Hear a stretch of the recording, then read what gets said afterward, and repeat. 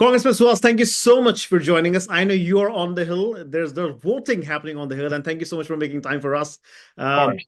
First things first, your reaction to this India-US trade deal, which was pending for the longest time. It was last February when the Prime Minister was in town in Washington, D.C., and said, we will work on this trade deal. It's been elusive for a while, but then today we finally saw this trade deal getting announced. What is your reaction to that? Well, it's good that we have a deal. I think it's something that I've been trying to push for a while now. I think there's been bipartisan support behind the deal. I think even many in the administration wanted a deal, but it came down to President Trump himself sort of holding off and balking at times. I think some of the initial reactions I have is, I think what we're getting out of it is we're making sure that India doesn't buy Russian oil. And another thing is we're lowering the tariffs. We're getting more trade sort of balance with India. But honestly, given the economic hardships that has only been caused by this, and also the distrust that we have sowed as a trade partner, as an ally, I don't think this was worth it. Frankly, I think President Trump. He knows how to create big problems that he can solve partially, and that's exactly what happened now. He created a big problem, and he only partially solved it. And frankly, this was all about Russia, which I don't think it was. We still have China buying Russian oil. We still have Europe buying Russian oil. India was not the only one buying Russian oil, and so we haven't exactly solved that problem and ended the Ukrainian war by any means. What we have done, though, is caused a lot of hardship and I'm going to do everything I can, though, to continue to promote this relationship between the U.S. and India because it's critical to our country in the United States. How has the reaction been on the Hill? I mean, we've seen, the House Foreign Committee come out and appreciate this deal. We're also seeing other members of Congress coming out and talking in favor of the deal. What is your, understanding of what are the members on the House telling you, or what's their feel about this deal? So the deal gets us to a better place than where we are right now.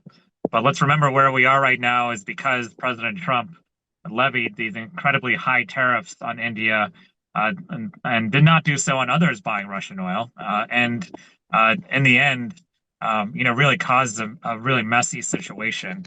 And so, he's shown that the U.S., is unpredictable in a bad way. It's not to be trusted at all times.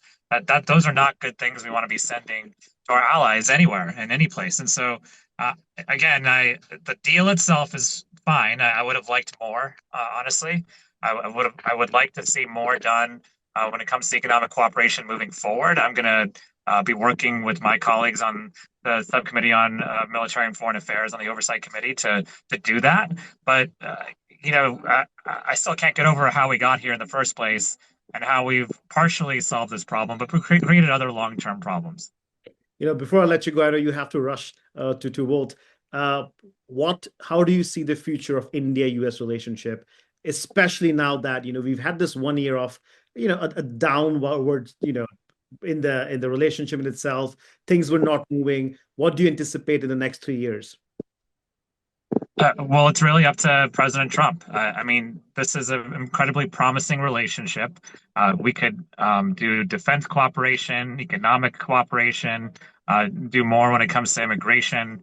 There's a lot we can work on together with India, but they need to commit to it, and they need to not send mixed signals or negative signals to our allies and our trade partners. In the end, India is one of our best trade partners. It's one of our strongest allies in the region, and we have hurt that relationship. We being the Trump administration, and I've certainly been critical of that. But in the end, the U.S. as a country, needs to look out for itself. And one of the ways to look out for itself is to build strong partnerships around the world and not weaken the strong partnerships we already have. And so it's really up to them. For me, the vision I'd like to see is more economic cooperation, more trade, lower tariffs, and even more defense and space cooperation too. And so there's a lot we can work on together, but we all need to commit to it, and that includes this Trump administration.